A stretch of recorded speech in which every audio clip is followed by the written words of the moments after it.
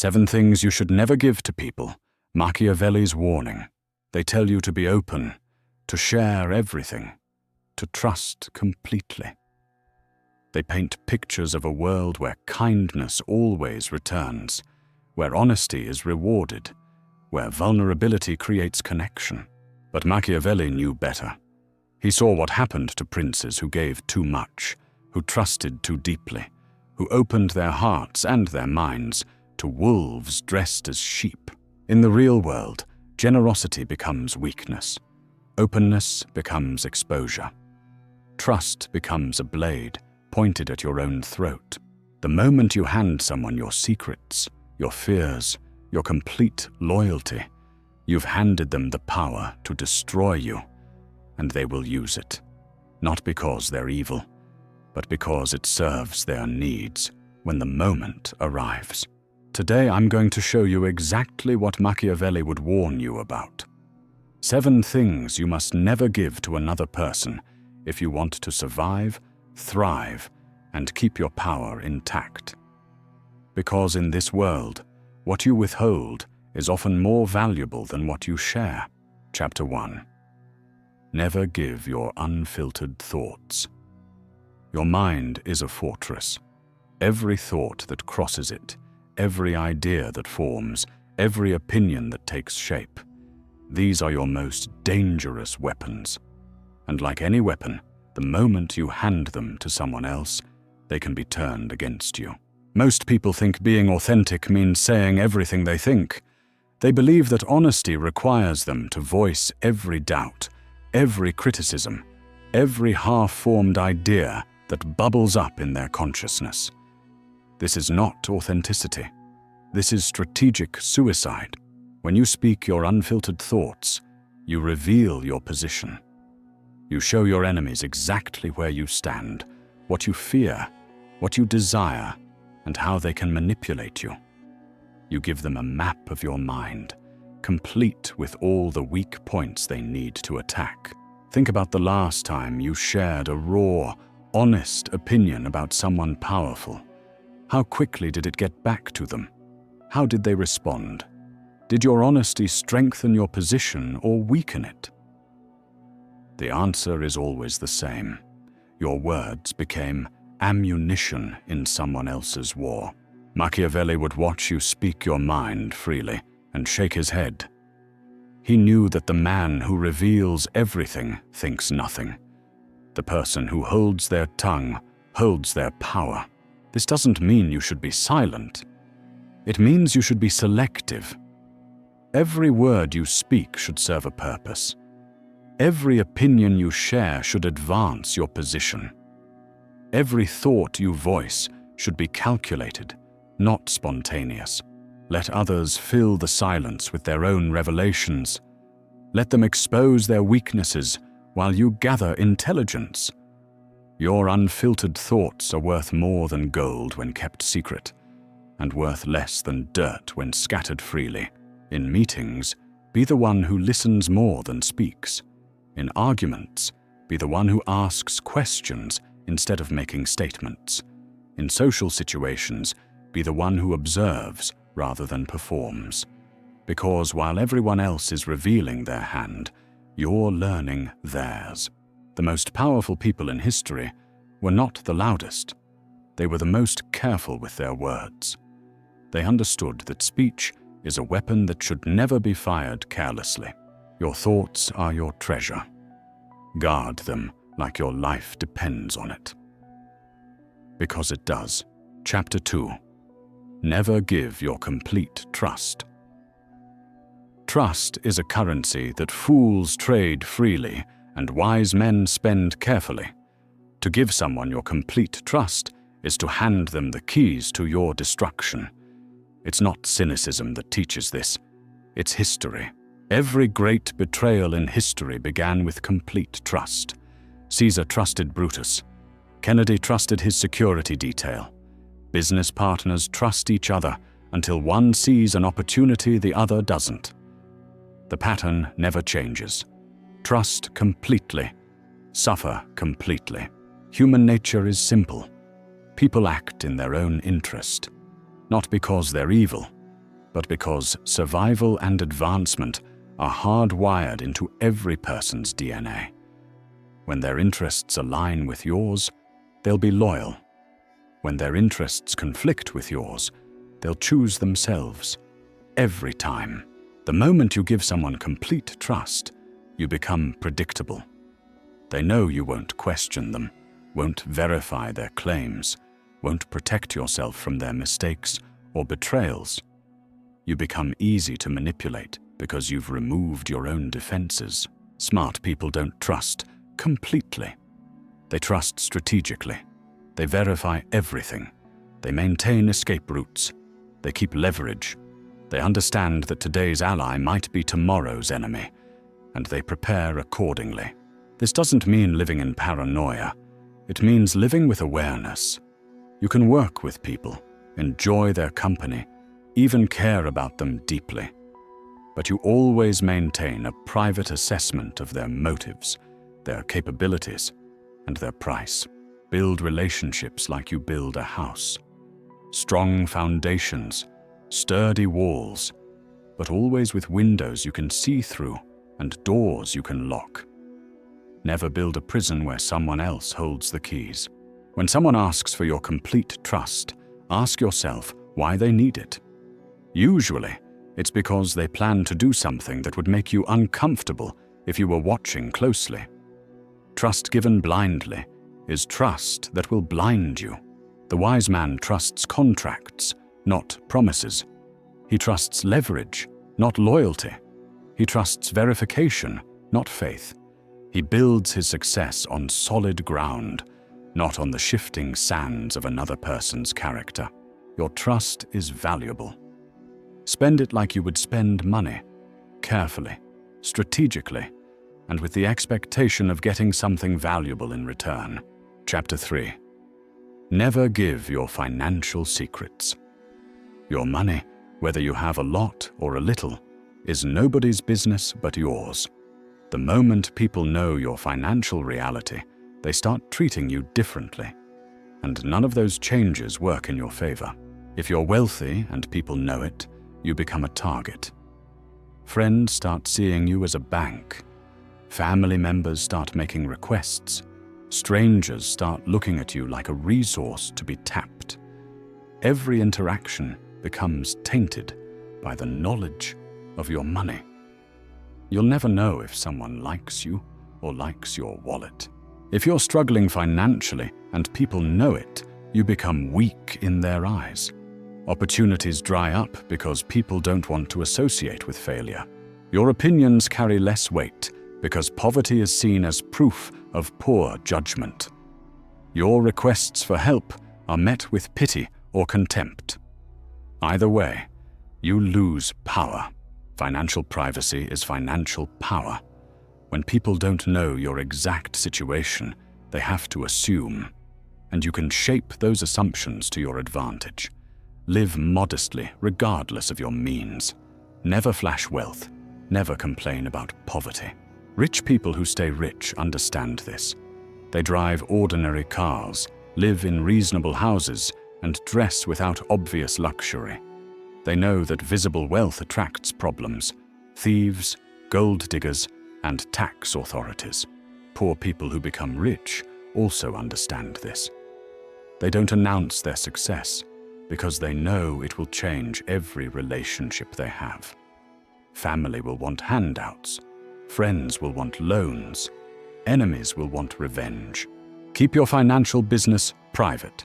Don't discuss your salary, your investments, your debts, or your winnings. When people ask, give vague answers. I'm doing fine. Can't complain. Getting by. Let them guess. Your financial power lies in its mystery. When no one knows the size of your war chest, they have to assume it's formidable. When no one knows your vulnerabilities, they can't exploit them. Money talks, but smart money whispers. Keep your finances quiet and they'll work harder for you. Chapter 4. Never give away your ultimate plans, your biggest dreams, your grandest ambitions, your ultimate goals. These are the blueprints to your future empire.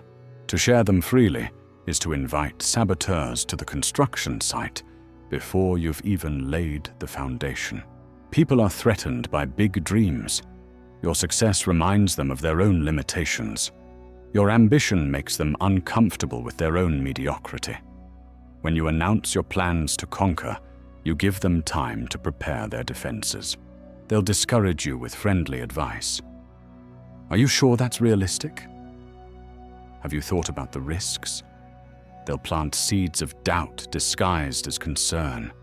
They'll steal your ideas and race you to the finish line you foolishly revealed. Great generals don't announce their battle plans to the enemy. They use misdirection, false signals, and secrecy. They reveal their true objective only when it's too late for the enemy to respond. Work in silence. Let your results do the talking. When you achieve something significant, present it as a small step, not as part of a master plan. This protects you from sabotage and gives you flexibility to change course without losing face. If you declare a huge goal and fail, you're labeled a failure. If you work quietly and need to pivot, no one knows it was a retreat. You maintain your reputation for quiet, steady success. Share smaller goals, tactical objectives, things that don't threaten anyone's sense of their own importance. But your ultimate vision, your final destination, your grand design, keep that locked away until the day you can announce it as an accomplished fact.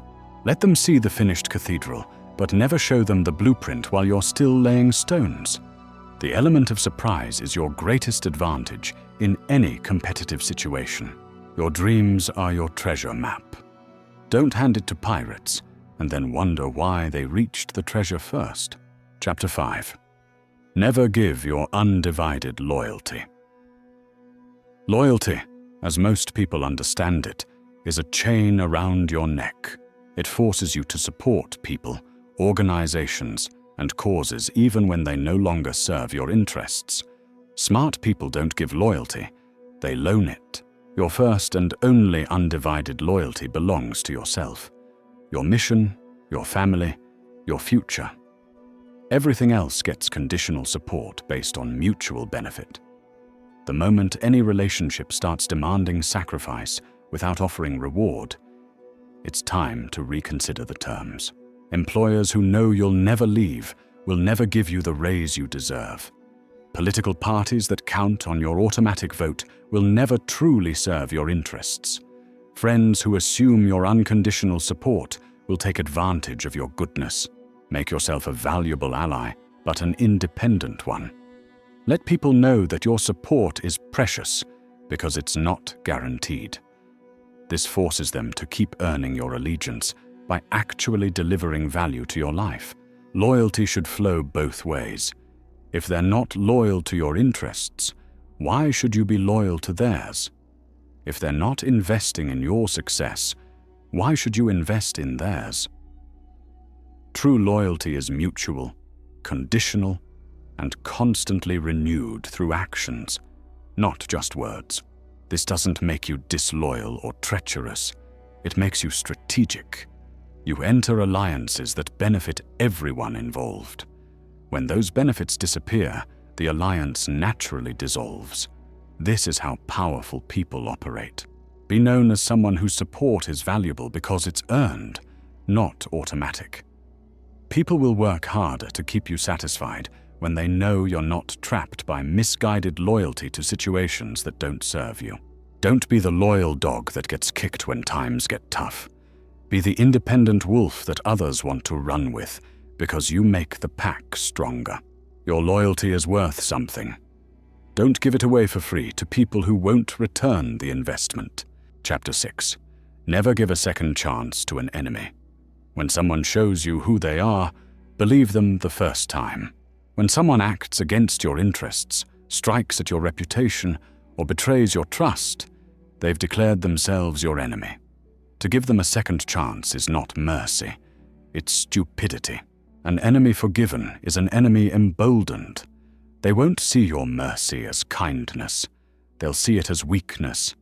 They'll interpret your forgiveness as proof that you're not dangerous, that you won't follow through on consequences, that they can strike again with minimal risk. The next attack will be worse than the first. They've learned from their initial attempt. They know your defenses now. They understand your responses. They've tested your resolve and found it lacking. Their second strike will be more calculated, more damaging, and more difficult to recover from. This doesn't mean you need to become violent or cruel. It means you need to be final. When someone crosses the line, you respond with such overwhelming force in your arena that they can never threaten you again. You remove their ability to harm you permanently.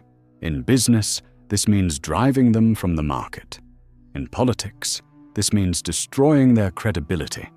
In personal relationships, this means complete removal from your life.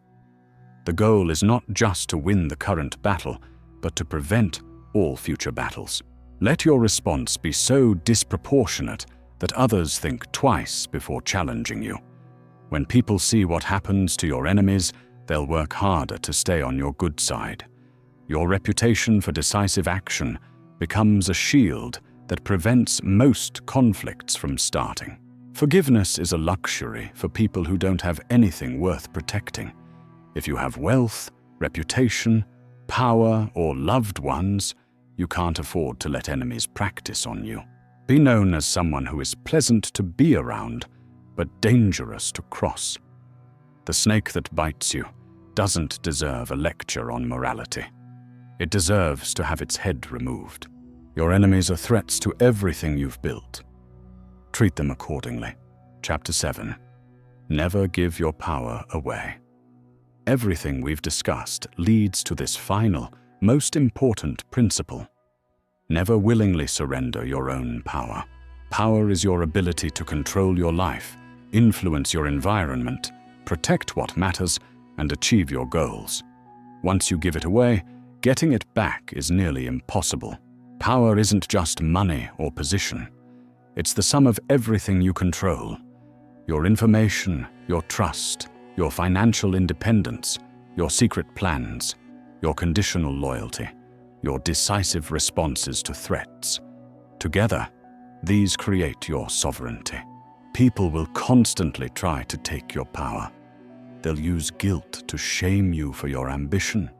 They'll create obligations to tie you down. They'll manipulate your emotions to control your decisions. They'll ask you to compromise your principles, sacrifice your goals, and diminish yourself for their comfort. Recognize these requests for what they are. Power grabs. Your default response should be no. Guard your time, energy, resources, and decision-making authority like your life depends on it. Because it does. You can delegate tasks, but never delegate authority. You can enter partnerships, but never surrender control. You can love people, but never let that love become a weapon they use against you. Every compromise you make weakens your position. Every time you say yes when you want to say no, you train people to ignore your boundaries. Every sacrifice you make for someone else's benefit teaches them that your needs come second. Your power is what separates you from being a victim of other people's choices. It's what allows you to build the life you want instead of accepting the life others design for you. It's what protects your family, advances your career, and secures your future. Hold on to it fiercely. Grow it constantly. Use it wisely. Because in the end, the person who keeps their power is the only person who is truly free. You were born to rule your own life. Don't abdicate that throne to anyone. Machiavelli's warnings echo through history because they reflect unchanging truths about human nature. The world is not a fairy tale where kindness is always rewarded and trust is always honored. It's a battlefield where the prepared survive and the careless become casualties. You don't have to become cruel or heartless to follow these principles. You simply have to become strategic. You can still be kind, generous, and loving, but do it from a position of strength, not weakness. Keep your thoughts selective, your trust conditional, your finances private, your plans secret, your loyalty earned, your enemies crushed, and your power protected. These are not the habits of a monster. These are the disciplines of someone who understands how the world really works. The choice is yours. Live as prey, constantly surprised by the predators around you, or live as the apex predator, respected by all and threatened by none. Machiavelli showed you the way. The question is whether you're strong enough to follow it.